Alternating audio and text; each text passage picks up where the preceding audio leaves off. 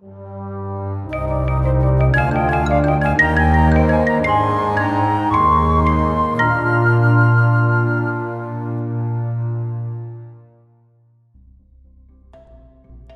everyone, I'm Dr. Ravenholm and welcome back for another episode of Minecraft Bedrock Survival. Yes, we are back home now in our Bedrock series, and in today's episode we're going to be having a look at an automatic honey farm for getting the honey bottles. But before we do that, don't forget to subscribe and to ring the bell for the notifications that you want, and don't forget as well to follow the link in the description and join our Discord server, where we don't just talk about Minecraft, we also have other games and tabletop games as well that we talk about. I look forward to being able to chat with you over there. But anyway, let's head up to the surface and we're going to head over to the redstone testing warehouse. And of course it's always night time, isn't it, when I come out here. So you see we've got a few beehives dotted around as well, but all the bees will be asleep at the moment. So let's see if we can fly over there. So we're going to head over to the redstone testing warehouse, and I'm going to show you my automatic honey bottle farm here. I'll tell you what though, we will just sleep for a moment. You hear there, some of the bees are all getting up there. So this is the simple design here. So we have a a dispenser even, I'm always getting them two mixed up, which is able to harvest the honey when it's ready. And the way this one works, if I just climb up to the top here a bit, actually we'll go up here, we'll go up to the top. As the beehive fills, as it gets a higher honey level, it can take an output from that using a comparator, and that gives you there we go, the one's just harvested there.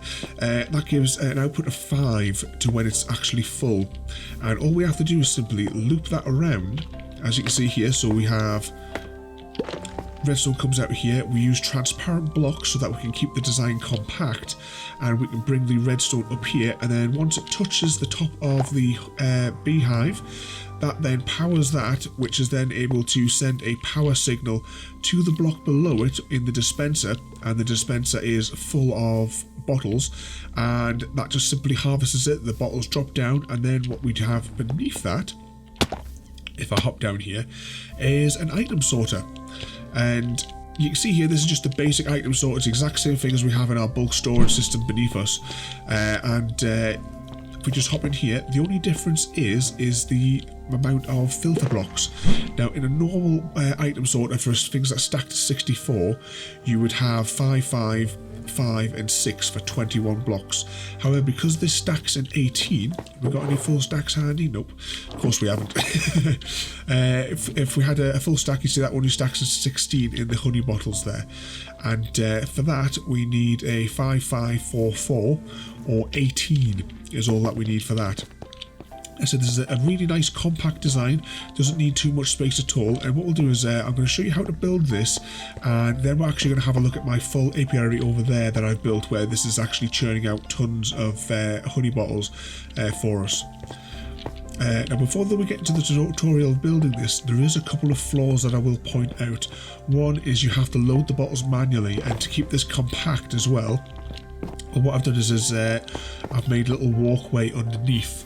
So you have your dirt block on top, which has the flour on it, which the bees are going to go to get the pollen to come back to the hive with. And we've got a little walkway underneath where we can get into the dispensers to fill them up. And one thing as well with the dispensers, you must leave, if I can get there, one space empty. If you didn't have that space empty, the honey bottle would have nowhere to return to, and it would just get left on the surface above there, and it wouldn't be able to get caught in the filter, which is directly beneath it.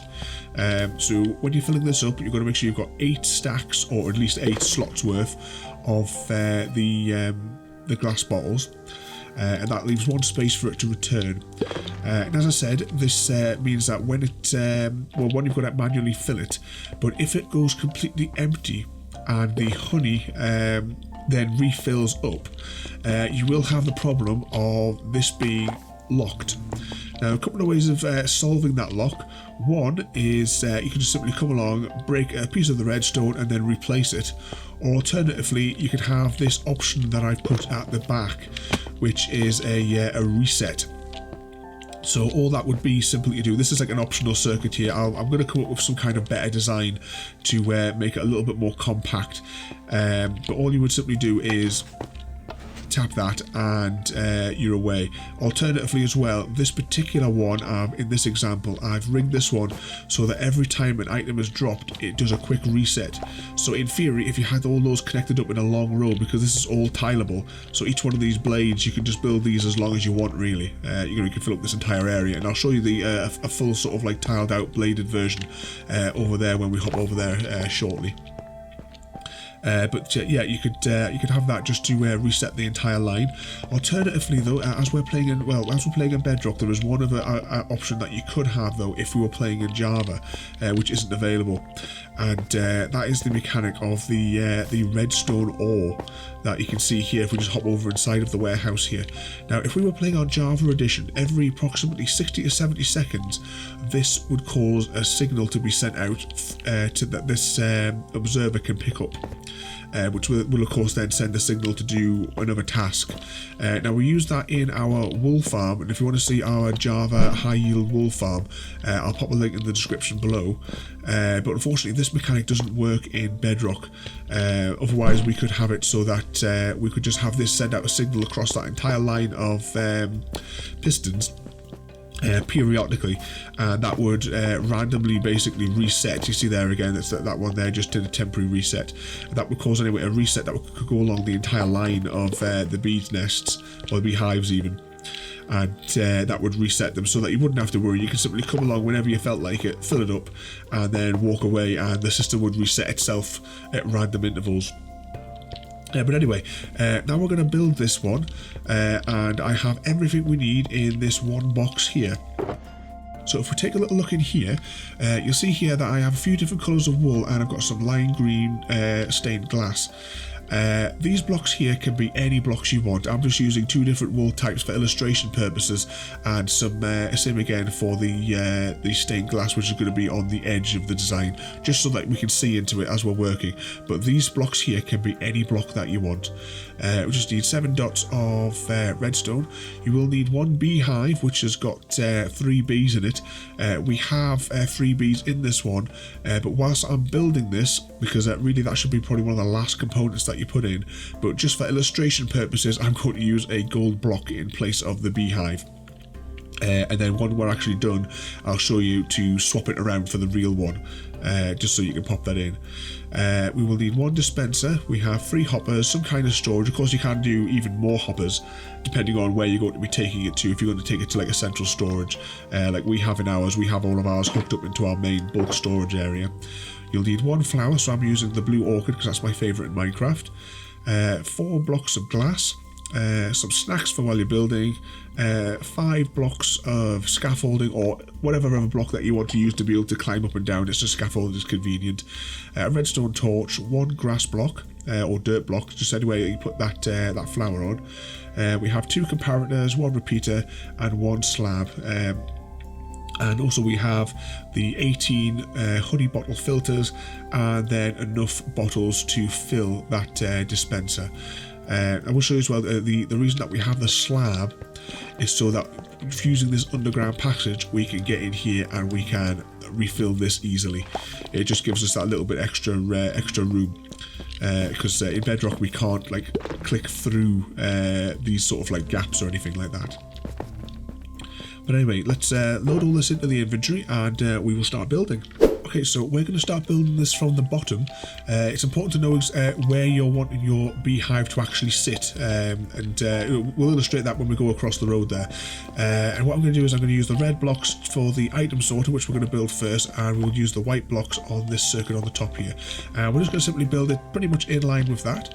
So what we want is 2 blocks, a repeater, and I should have really put that in the hotbar. Let's put our redstone torch there, and then we will place that across there, and 2 dots of that, and 1 comparator coming out. And then we will grab one of those, and you want to crouch down, and you want to click in the hitbox for that on there, so that that is pointing that way. You don't want it pointing down, you want it pointing into our comparator there. And then next I'm going to place a couple of temporary blocks, and using that as a hitbox, I'm going to click so that is facing into there. We will get rid of that, and we will place our piston going down. Sorry, not piston, hopper even going down. And then we will simply place some form of storage underneath there. So that's where everything is going to get dropped down into. So next up, we want to build up the next layer. I'll tell you what, we will put our 5 scaffolding here, and hopefully that will be enough for us to get around. Next up, because we want to be above, we want to place our dispenser. Now make sure that it is a dispenser, because I know I always get them mixed up when I'm describing them. So this is definitely a dispenser that we've got here. And we're going to crouch again. Oops, if I can hold the right key. Crouch and jump on top of there, and then we want this facing up over. So this is going to face into where the beehive is going to be. And I tell you what, we will place the gold block, which is our temporary beehive stand-in that we're using here. So next up, we will come behind there, and I'm going to place out our 3 wool blocks, which is just to hold the next part of the circuit. And then, so this, imagine this, of course, as well as the beehive. We're having the comparator come out. It kind of, course, I suppose when you're building this, you could just stick a dirt block or something there. And we want to come out by 1, and then next it's important that we use glass blocks, because glass blocks are going to allow us to transfer the signal up over. So we're going to jump on there and put that, and then just simply come back and click on that redstone that you placed, and that's going to allow you to place the block on top. And then after that, you can just use any sort of block that you want. So I'll tell you what, we will put a we'll put the lime green stained glass here, just to illustrate now that you can use any block that you wish. And we will then connect that up across here and on top of the beehive or the bee's nest, whichever one you choose to use. Oops, it's gone dark again. It's one of the good things about the redstone testing warehouse is we don't have any issue with lighting around here. Everything's always well lit. But anyway, you'll see here that the redstone signal is able to pass up here and then go across into here. We will of course have to replace that redstone in a moment once we actually put the proper hive in there. So next up, we're going to take our slab, hit the ground with a thud, and then making this an upper slab, place that there. And yes, I did have just make sure I picked up the flour. I'm going to pop that in there, the dirt block, and then that will allow us to place our flour on top.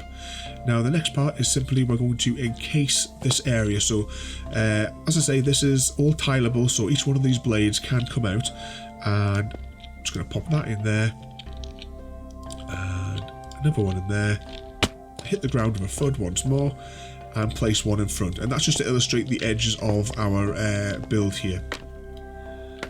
And then simply come back up, and then we're going to use, same again, we're going to use the hitbox, I should say as well, to get these on the side there, I was using the hitbox of the flour just to click them on. So I'm going to use same again, hitbox of that, and the hitbox there. I don't know if it actually affects it, if I can stop hitting the ground again, if it affects it or not, but I would go with having some clear blocks for sky access directly above the hive. That's just my personal sort of opinion. I'm not sure 100% if it actually affects the mechanics or not. So next up, it's just a case of putting in the filter blocks. So let's just hop down here. So this one here, the one that we placed facing back, we simply want to place these in. So we can just use our right click just to spread them out evenly, and then that's it. And then of course we want some honey bottles, which I have in here, so that we can choose what item we're going to be filtering. So we'll pop one of those in there. Actually, did I leave any of those in there? No, we didn't. Just my sword. So that's that part of the circuit built in there. The only thing left to do, of course, is the bottles here. So we're going to pop those in. You notice they don't fall out because, of course, the filter is only looking for the honey bottles. And as I said, you wanted 5544 for 18 blocks, which is how you do an item sort on items that stack to 16. So that'll do for likes of eggs and ender pearls, things like that. And that is pretty much it. We just now need to swap out the beehive. And I suppose the best time to do this is at night, I suppose. Have I got my stealth touch? Yes, I have. Let's hop up here. Let's grab that. And I'll tell you what, we're going to have to take out that block there. We will take out that gold block and get it in a moment. And what I'm going to do is, just in case the bees come out, I'm going to put those right next to each other. I'm crouching down and I've come back because we need these to face forward, because you see on these they have different sides, and we want if it's one of those, you want that side facing forward. If it's one of these little cardboardy box designs, you want the little slip facing forward. So we're going to come in here, I'm going to go click, and then what I'm going to do is I'm going to use my middle mouse wheel to just grab that block and then place it in front of me. So click and in, and that is it. The bees are now imprisoned in there. And what I'll do now is I will sleep. One, because it's raining, and hopefully the bees will come out to play. So all those ones come out, and these guys aren't coming out. I suppose it is possible that I may have picked up a hive which didn't have any bees in it. But either way, you can get a beehive there with bees in it. So likes of these ones here, if we had have placed a campfire beneath them, you can use a silk touch to mine those up and then place them on there. You will need to make sure that you have 3 bees in there though before you start. Otherwise, it's such a small space you won't be able to get them in very easily. And of course as well, I'll just hop back up here. We can place that on there, and that completes the circuit again there. And that is all it is to build this farm. It is sort of a nice, simple. It is just resource friendly, and of course, as well as I say, you can have them all pull out into your central storage area as well there. So that is the design there. I'll just put, I'll stand back so you can see that a little bit more clearly. I'll come around the other side as well, and all you need to do is simply build this out more and more. Of course as well, you don't necessarily need to have those, these are like caps at the end. That was there if I had picked up the right beehive which had bees in it. I've got loads of beehives in here. Is it in here? Yeah, and I've got kind of mixed up as to which ones have the bees in and which ones don't. Yeah, it could be any of these. Could be the stack which has the beehives, the actual bees in it. But for illustration purposes, that's fine there. So next, let's quickly grab our other gear, and we're going to head over to the apiary where I've actually got this in practice. So you see here, we just come around the redstone testing warehouse, and you see here there's a brand new build. The basic shape of this build is something I've seen on a picture online. It just keeps on popping up all the time in my searches.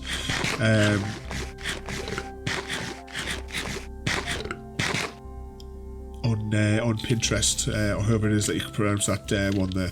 You see there, we have the circuit in here, we have all glass on the back. But as I said, the basic design from there, and I've like kind of modified it to fit in with the colour schemes that I like. We've used like black glass as well. But you can see there's absolutely tons of bees in here. And the way that I've built this one is, did I bring any scaffolding? Yep.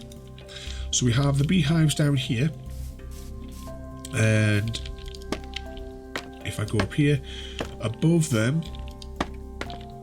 go up one more level, above them I have little platforms that are full of flowers for them to pick from. There's at least one example of every flower, with the exception of the wither rose, which I'm not 100% sure if you can actually get that in Bedrock yet. I know that in the last update it wasn't, but I haven't actually checked since they did the bee update. It might be available now.